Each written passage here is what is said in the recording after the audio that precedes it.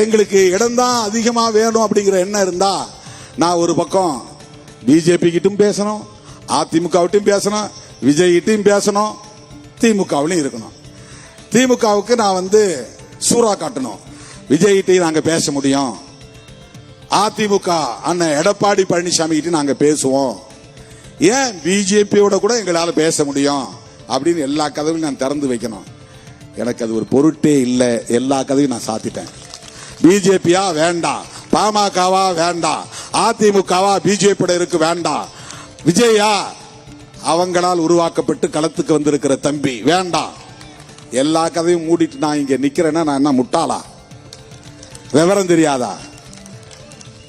நீங்க சொல்ற மாதிரி ஏன் 4 சீட்டுக்கு 6 சீட்டு நான் இங்க நிக்கணும்? ஏன் நிற்கணும் என்றால் நான் அம்பேத்கரின் மாணவன், பெரியாரின் பிள்ளை, சனாதனத்தை எதிர்க்க வேண்டும் என்பதற்காக நிற்கிறேன்.